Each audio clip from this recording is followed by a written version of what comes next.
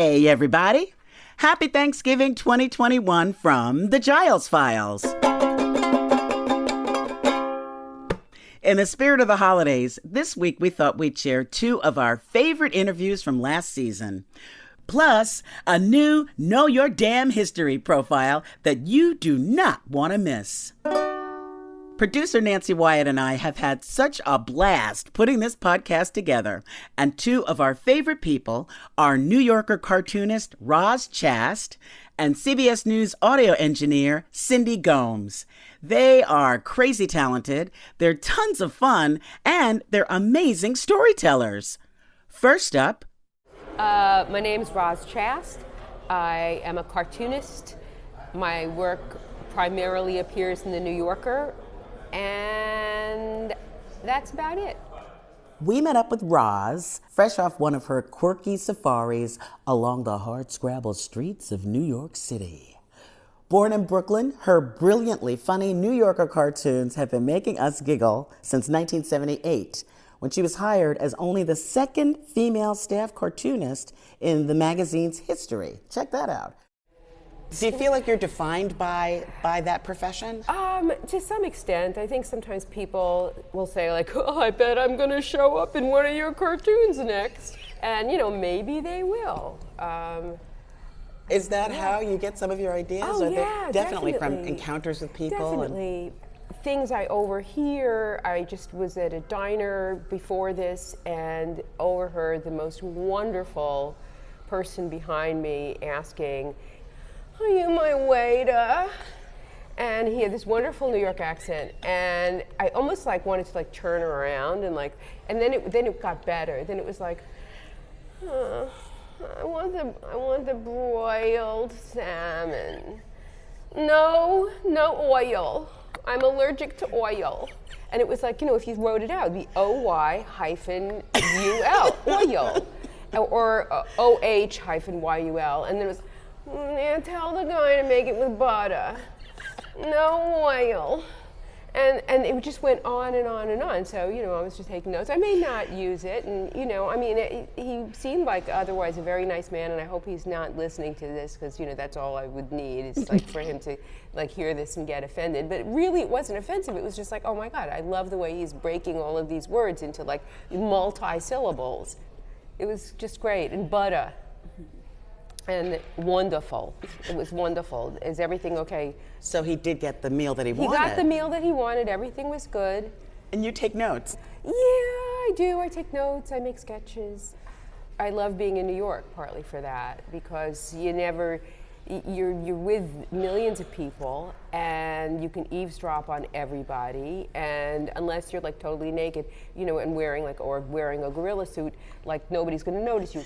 And I love that. I love that. If you're a writer or an artist, it's just material everywhere you go. I grew up here, so it's really it makes more sense to me than any other place. Take us through a Roz Chast week. Monday you've got a deadline. What happens? It's quite horrible. It always is. It always has been. There's a lot of procrastination and the checking of the email and the drinking of the coffee and the maybe I need a graham cracker now. And then I'm thirsty and I have to make more coffee. And now I have to check my email again, and there's just a lot of that kind of stuff. And I find hair products are also a good distraction. What did I put in my hair? I might try to twist it a different way as I'm stalling to do things. Yeah, it's cuticles for me. Cuticles. It's look at that. Look at that. That needs to be pushed back. And it's just this I know when I'm dealing with the nails something bad is going on. But so yeah, that's my hair thing. It's look at that. Really, what is happening over there? I don't really know how the work gets done. I don't really understand it. I often have I have pieces of paper. I have a box that has pieces of paper with scraps of ideas on them, because as the week goes on, I'm jotting down ideas. I jot them down on anything that's at hand. Sometimes it's a napkin, sometimes it's a tiny torn off piece of paper, sometimes I'll be smart enough to carry a notebook with me, but I'm not methodical. So there's scraps of paper that have ideas. And then somehow the work gets done, and in spite of me. And that is, I don't know. Is it usually last minute? There's a lot of last minute. Closer to Monday, like yes. Sunday morning? Is there's a level of pressure that yes, definitely. the idea that sparks the final idea? I usually come to my desk on Monday morning with these ideas because the pressure helps focus me. And I feel like if it has to be sort of titrated exactly right, because if it's too panicky, then I can't think. Right. But if there's too much time, I also can't think. And it's a weird thing. There's like a mood thing that has to happen when things are funny. And you can sort of read it and you can say, oh no, it would be funnier like this. And if that's not happening, then it's time for like more graham crackers and coffee, you know. But luckily, the thing with cartoons that's great is that there is this deadline and there is a weekly thing. And so I think that if I didn't have deadlines, I might have like one cartoon that I was constantly like trying to perfect, you know. For the last 20, 30 years. For the last 20 or 30 years. And it's not quite right. And like, look at the way that hand is holding that, you know, and it's wrong. And I have to like, you know, and then you could just work on one thing forever. About how many drawings do you end up submitting every week? 6 or 7. 6 or 7. And yeah. out of that, what is the New Yorker? They might take one, they might take none. Every blue moon, like maybe once a year, they'll take 2. But there's no guarantee of anything. They've never taken all 6 or 7? Oh, golly, no. Okay. No. When you create a cartoon, what comes first, the image or the thought or the joke? Most of the time, it's the joke. I would say 95% of the time, it's the words and the joke. And that just comes into your head or something you saw it on the street? Yeah. It's an idea. And in fact, the New Yorker cartoons in the old days used to be called idea drawings, which I love because that's what they are. They're ideas, you know.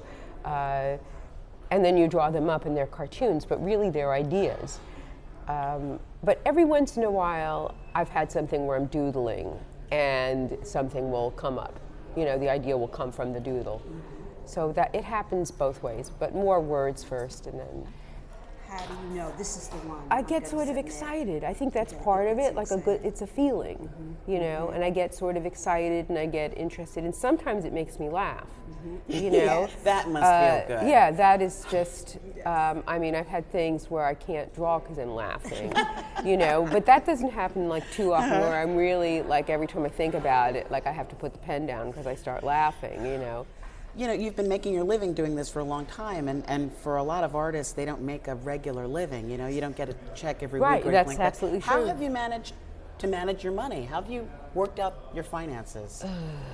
Or if you haven't, if it's been difficult, you know, people are curious about that. I think I wouldn't quite say that I'm frugal, but I do always know that there are good weeks and bad weeks, and weeks where, boy, if I earned this every week, I'd be like sitting pretty. And then, you know, the next 3 weeks, like no money comes in. Right. And it's just been like that from the beginning. So I think I started doing this so young, you know, that I've always kind of, it's just like gradually gotten used to that idea that there are ups and downs, and that's the way it is, and you know, don't count your chickens, right, and you know, stuff like that. We'll have more Roz Chast in a bit. That talented little gal sure knows how to take a bite out of the Big Apple. Here's a little ditty I wrote, and it goes something like this. Roz sees funny things around the city and draws cartoons that are quirky and witty, the bump and grind with the crackle of the urban zone. She's a Brooklyn gal who has a way with a pen. Every week at her desk, she does it again with a blink and a giggle. Her style is all her own. Meet Cindi Gomes, sound engineer extraordinaire and one of the coolest people we know at CBS News. When you meet somebody for the first time, if they ask you like what your line of work is or something like that, what do you say? And then how do they react to that? I always say that I'm a sound engineer for CBS News, and I work in the field, and I work with a crew, a camera, a correspondent, producer, but we mostly do, we tape, pieces, interviews, elements for stories that are going to be on, one of our platforms. So both of us Nancys have worked with Cindi, and she is absolutely terrific. She's a real pro, and she has some great behind-the-scenes stories to prove it. We spoke to Cindi at the tail end of the 2020 presidential campaign. I think people sometimes are surprised that I'm doing that kind of work. I mean, I'm a woman working in a very male-dominated part of that industry on the production side. I like what I do. I like the fact that every single day is different. Every day is a new experience. I mean, I get to do some amazing jobs. I meet amazing people, and not just the celebrities. I mean, just average people who have incredible stories, bad things that have happened to them and how resilient. I mean, just some really awesome situations. I mean, I've met presidents. I've been around some very, very, very important people. Tell us about what it's like to cover a Trump event from your work perspective and your person perspective. Okay. The last event I did was in a place called The Villages, which is in Florida, and it's sort of a retirement community. Oh, yes, I've heard of that. And everybody drives golf carts, and it's kind of like being in a movie. It doesn't feel real. So being in that event where it already felt kind of surreal, he just kind of soaks it all up because these people, they just love him. It doesn't matter what he says. The one thing that made me very uncomfortable was he always goes for the media and the press, and of course he points to the back of the room and he starts saying and they, they're bad and they're going to ruin this country, and so I'm sitting there, with my headphones on, and I'm saying, well, he's talking about me.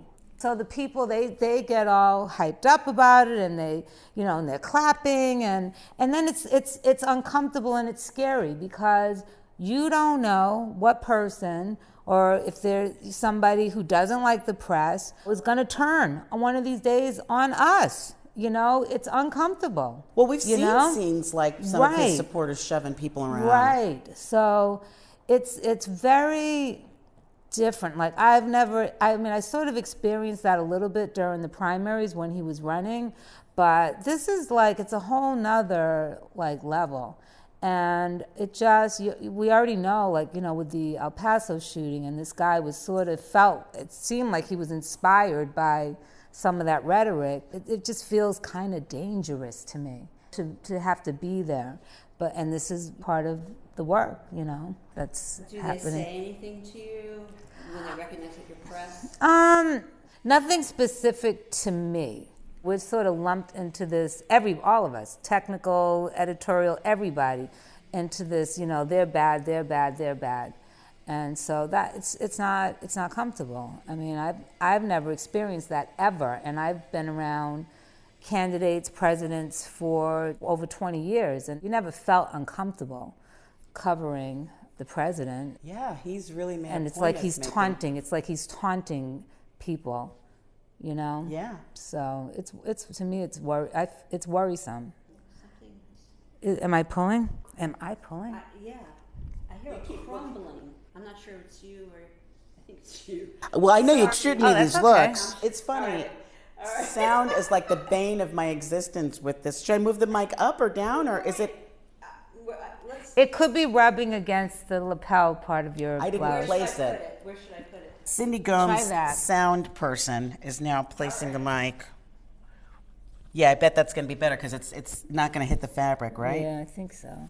Are some people a little wiggy about being touched, because the kind of work you do, you have to be really careful. And I've been fortunate, mostly guys do this work and they're very respectful and can you put this here and blah, blah, blah. You are one of only 2 women in my entire career that does this kind of work. So I'm wondering if people react to you any differently or... I have to admit that I am sometimes nervous with certain interview subjects, especially celebrities and especially women. I'm always nervous about, well, what are they wearing? What are they going to have on? And how am I going to navigate getting a microphone on them? Are they going to even want me to mic them? And, so most of the time people are generally cool and they let me do my thing and it's okay. But there have been a couple of situations where, they didn't particularly want me to, put the mic on them. Can I say? Yes. We need names. Well, like Jennifer Lopez does not like to be mic'd. She prefers to have a boom. And I think she probably just isn't really that comfortable with people kind of having to go underneath her clothing to place a microphone on her. And I get that because it can be uncomfortable. Two situations that stand out to me were one with Grace Jones and the other with Cardi B. Basically, Grace Jones, we were setting up to do an interview with her, and she showed up, and she was pretty lit. I don't know if she had been drinking, but she was in rare form, and so I already knew it was going to be challenging. And she had on a blouse that was see-through, and she didn't have on anything underneath, no bra, nothing. And so when I went over to place the mic on her, of course, I, told her that I was, did she mind if I got her mic'd up? And she said, no, darling, of course not. And she just completely lifted up her shirt and basically she flashed me. And I was startled and actually really not sure where I was going to put the mic at that point. And everybody had a good laugh. It was pretty funny. The second time was with Cardi B. And it was a 2-day shoot, several different locations. And when she showed up to the first location, it was at a club that she used to work at. And so I was trying to figure out how I was going to get her mic'd, and I think somebody from her camp said that I was going to have to get in the car and mic her before she walked into the club. So that's always pretty awkward because cars are small and tight, and I didn't know what she'd have on or anything. So I go to the car, and it's pretty tight.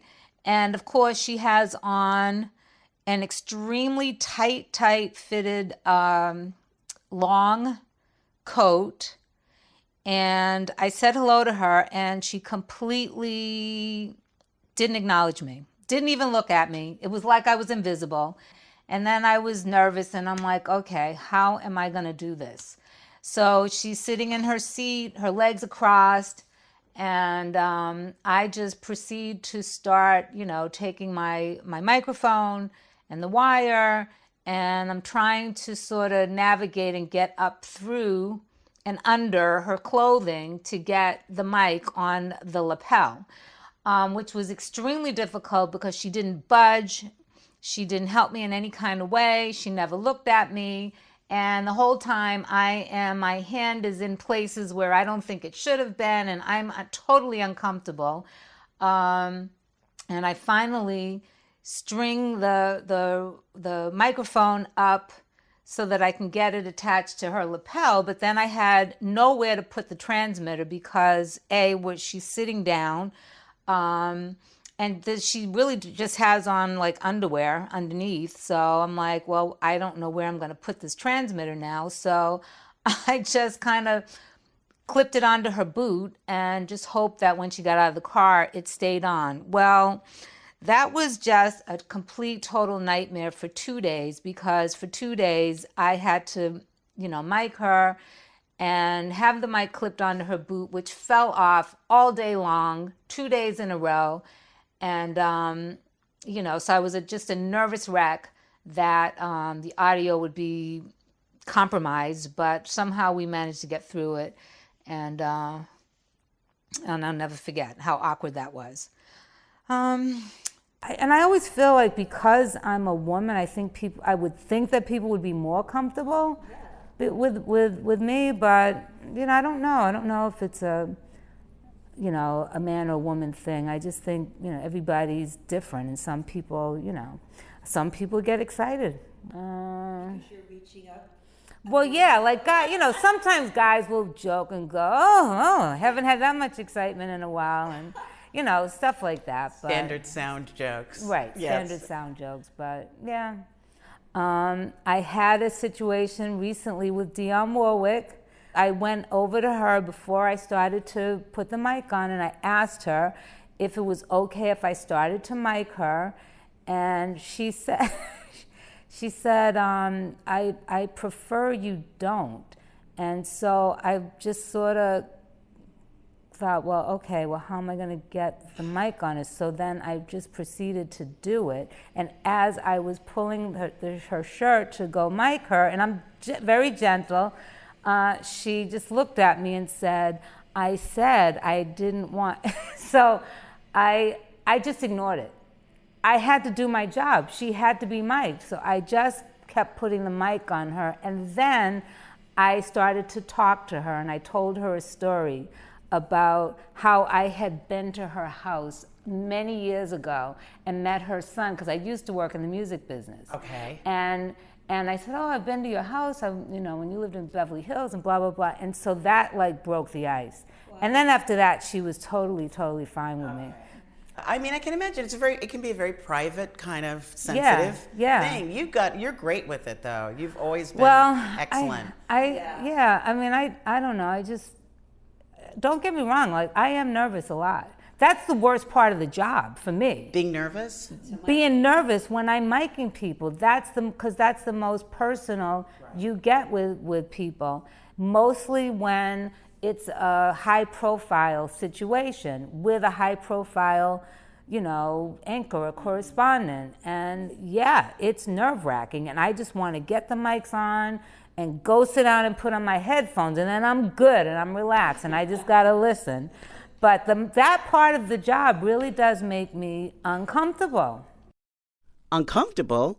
Cindi is a stone-cold professional and cute as can be. Here's a little ditty that I wrote, and it goes something like this. 2, 3, 4. Celebrity divas say take a hike, but Cindi carefully attaches a mic. She gets the job done no matter what they say. In a pocket, a lapel, or clipped to sequence, hot or cold, doesn't matter what season, she can capture a sound in every kind of way.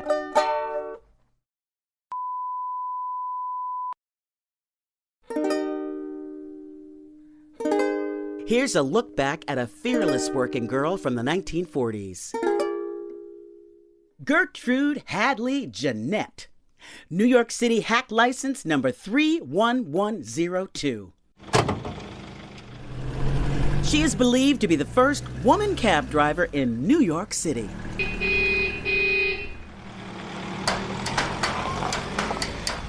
Picture it, the Big Apple, 1942.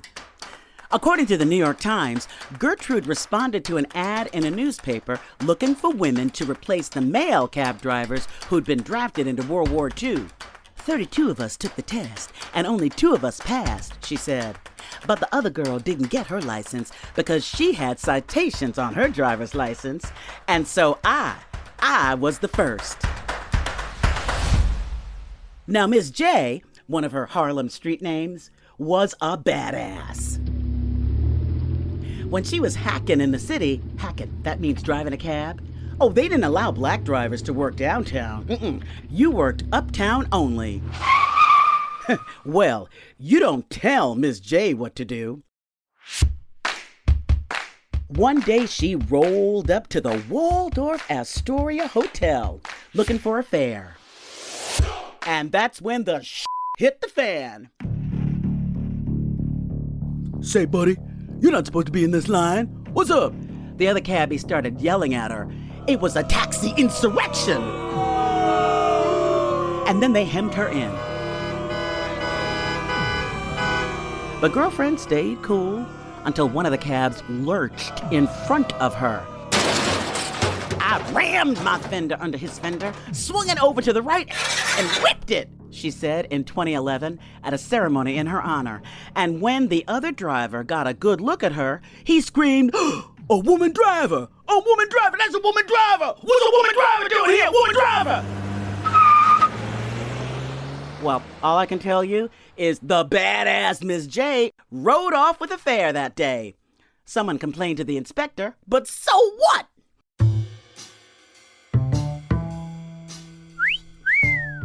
Ms. J met her husband-to-be on her prom night. Dude was 35 years her senior, and they eloped to New York in 1933. Her husband, Joe Jeannette, taught her how to ride a motorcycle. And she was one of the first women in New York City to get a license for that. Once again, badass. Always trying to do better. She signed up for a speech class and found herself doing scenes with Ossie Davis, Ruby Dee, and Sidney Poitier. And then she blew up to become a Broadway, television, and film actor in flicks like Cotton Comes to Harlem and Shaft. And she was a playwright. She was a producer and a director. IMDb her. She is a goddess. Ms. J won awards. She acted into her 80s and was directing into her 90s. And there's lots more, like hanging out with Paul Robeson and Tennessee Williams and being blacklisted. But I don't know if you could handle all of that. You know what I'm saying?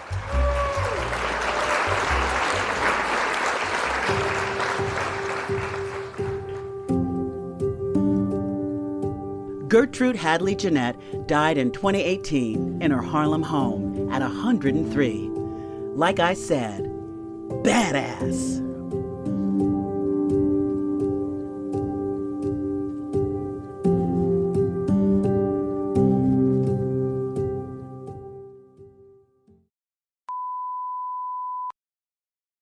Roz Chast is the author of 9 books, including a graphic memoir about her parents' later years called Can't We Talk About Something More Pleasant?, which was a New York Times bestseller and won a prestigious National Book Critics Circle Award.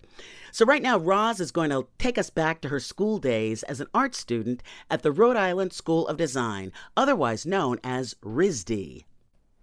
When I went to RISD, it was the first time that I ever thought that I was really bad and that I sucked and that my drawings were terrible and that also cartooning was stupid and I shouldn't do it. And so all of this at the place that you chose to go study. Yes.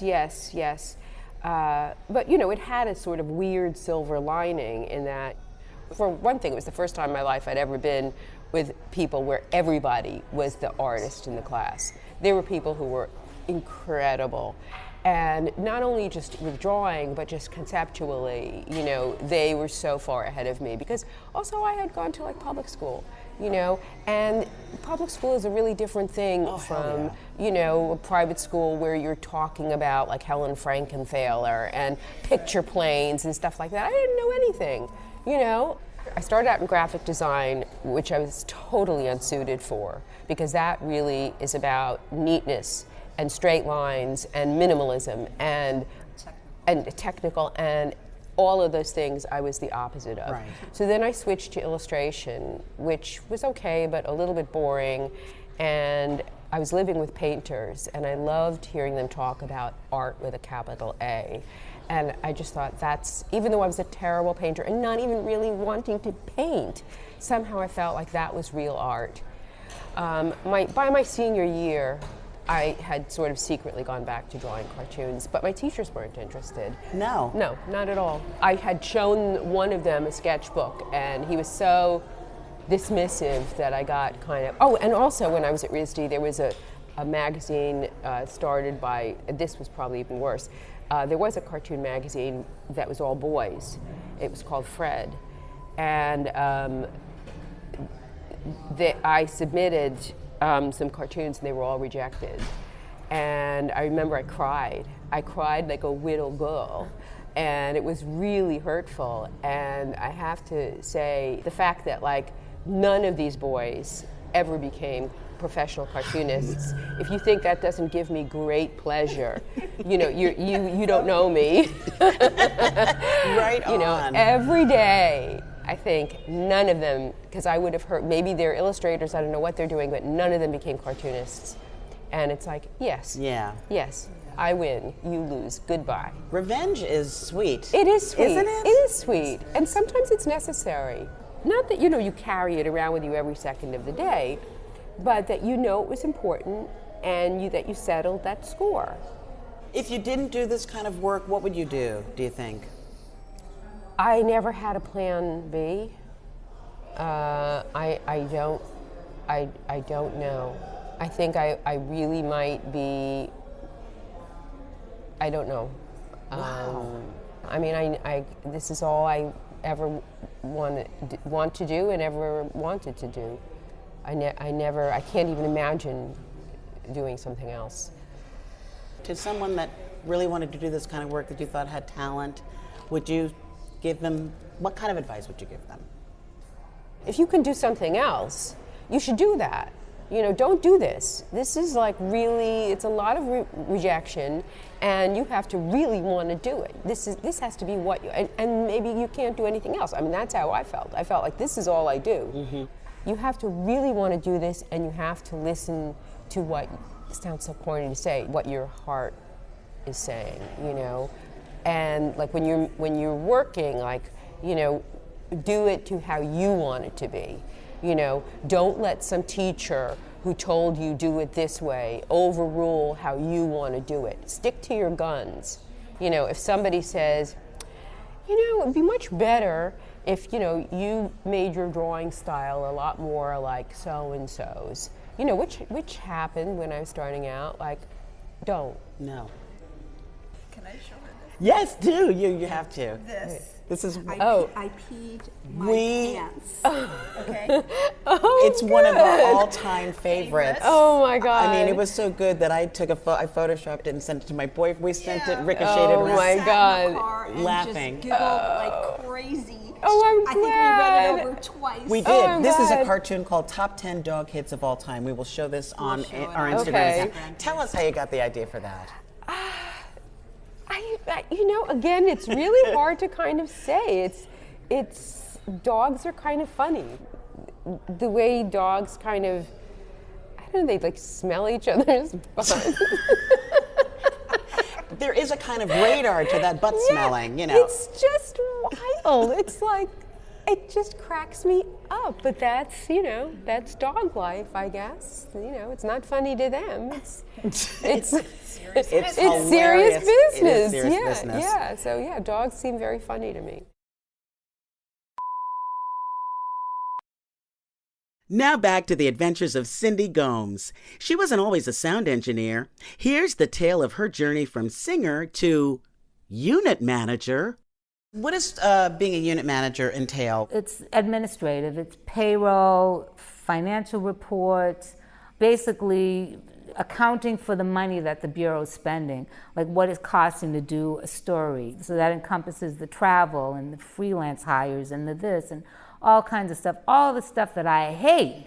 But it was a job. At that point, you know, it's been 10 years of the music thing. I had kind of ran the whole gamut. I did so much, traveled all over the country.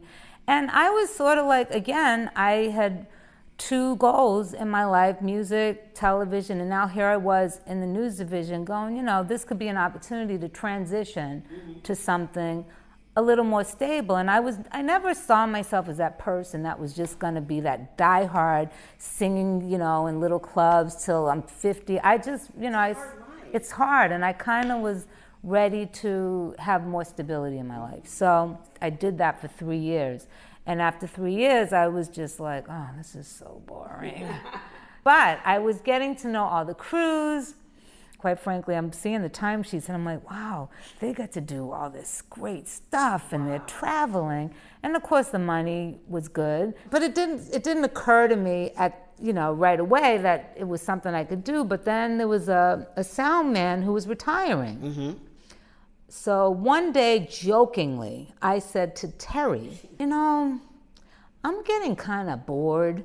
I'm doing this, it's just, I'm sort of like not really challenged in this job. And I think I could be a sound person. And she just kind of looked at me. And I said, yeah, I worked in the music business. I've been in studios. There aren't any women. So then she came back and said, hey, I kind of talked to the crews, and they think, sure, why not? Let's try her out. We'll train her. But the deal was, you have to quit your job. We're going to try you out for 6 months. And then if it didn't work out, you're out of a job. Asked out, I'd just be out of a job.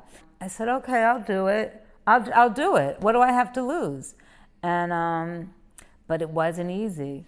Now I was going into this department. There was only one other woman, and she was a camera person. And then I had to kind of work with all of these guys. And most of them were on board with me coming over, but some were sort of like, oh, she was an accountant. I can't tell you how many people said to me, oh, what's it like leaving, the accountant business? And it was really, really uncomfortable a lot, because I would end up on these big remotes and these big jobs with all men. Mm-hmm. And not everybody wanted to help me. Quite frankly, there were, I think, people who kind of would have been okay with me failing, Did anybody ever try to sabotage you? Did you feel? I felt there was definitely like trying to get equipment. I remember the first package I got on my first out-of-town shoot. We were doing a walk and talk, and I had given 2 wirelesses to the correspondent and the subject, and all of a sudden the sound crapped out on one of the mics. And so I'm like looking in my bag, and I see that the whole entire receiver just like fell apart. I didn't know how to fix it, and how did that happen? And I don't want to say the person, but like everything was an issue. I mean, I couldn't ask for a windscreen without getting like, well, what do you need that for? I couldn't really ask people for help. You know what I mean? Like I had to kind of figure out stuff on my own. She doesn't belong here. Right. And then there was that, like, if I asked for help, it would seem like I didn't know what I was doing. But I didn't know what I was doing. I had, good ears, and, I could learn anything. But when it came to troubleshooting, and then having to ask somebody, oh, could you show me how to fix this? Or was really, really uncomfortable. But you know what? I had a couple of hiccups during that 6-month period, and I thought, oh my God, I don't know. But then I just had this will. I'm like, I'm keeping this job. I don't care if they don't they don't feel comfortable. I'm not going anywhere. Right. So get used to it.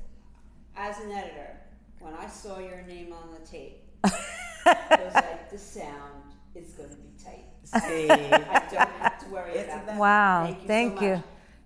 Wow. Cindi Gomes. That should be on your business card. Cindi Gomes, her shit is tight. Yes. Were you on a crew interviewing Obama? I traveled with Obama for a whole year. Wow. Yes, I had to mic Obama. I traveled in 2008. I spent like 238 days on the road. How was he to mic? Oh, God, so come on, give it to us. No, he was. Smell good? Yeah. That's so funny you said that. Miking him was fine. He was fine. He was great. It was never ever an issue. He was just great. I mean, he was great. I mean, I could tell you another story that's unrelated to miking about him that was actually pretty wonderful. But my nephew at the time was probably 8. years old, and my girlfriend's son was staying with me, and he was maybe 10. And they were so excited that I was going on the campaign with Obama that they asked if they could write him a letter and if I would give it to him. And I said, well, sure. I said, write the letter. I said, now, I haven't met him yet, but, I'll have to fill it out, and I'll try to give him your letters. So they were so cute. They wrote these notes. Dear Obama, thank you for running for president. I hope you do good things for kids, something like that. And they put them in envelopes. And the first day I got on the plane, it just so happened, and the press would always sit in the back of the plane. The crews would sit in the far back. And then, you'd have the print, and then the correspondence, and then his people, and then he would be in the front. But anyway, he would get up and stretch and walk to the back and sometimes talk to the press. And so the first day I'm on the plane, he got up and he was walking toward the back of the plane. And so I thought, oh shoot, this is my opportunity, and I'm nervous about approaching him. And I pull the letters out and I sort of have them ready, and I'm like, oh, maybe he'll come all the way to the back, and so he does. So as he comes back, he kind of looks at me, and I introduce myself, and I said, hi, my name is Cindi Gomes, and I'm with CBS News. And I said, do you mind? And I have the letters in my hand. He could see it. And I said, do you mind? My nephews wrote you a note, and they asked me to give it to you. And he says, oh, that's so nice. He says, oh, sure. So I hand him the letters. And he puts them in his pocket, and then he proceeds and he goes back to the front of the plane. I think it was the next day. He gets up and he's coming toward the back of the plane. He's got 2 pieces of paper in his hand. And, of course, as soon as the candidate's up, all the press is like, they want to ask him questions, and everybody's like getting ready. And he says, and I see that he's saying, no, I'm just walking to the back of the plane. And he's coming toward me, and I'm sitting there. I've got a tray of food, and I see him coming toward me. I see the 2 little cards. I'm like, oh, shoot, I think he's coming back toward me. And sure enough, he comes over to me, and he hands me these 2 pieces of paper. He wrote them both personal notes. Get out of here. Yeah. Thank you so much for your kind, I want to cry, it was so beautiful. Thank you so much for your kind notes, dream big dreams, and he personalized each one. It was the most like, yeah, it was really, really, really cool. 2, 3, 4. Cindi, Roz, and even Miss J, 3 badasses who did it their way. They're working girls who made it in a world of men. We're inspired by the work that they do, wanted to share their stories with you. But da.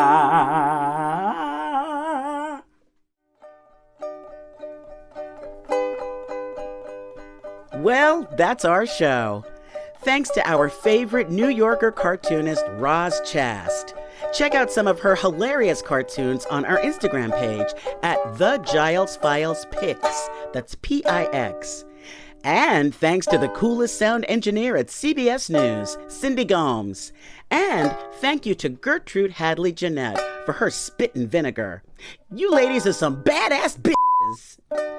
The Giles Files was created by Nancy Giles and Nancy Wyatt. Produced, directed, and edited by Nancy Wyatt, and recorded at our illustrious studios in Weehawken, New Jersey. We'll be back soon with another boffo episode of the Giles Files. Okay?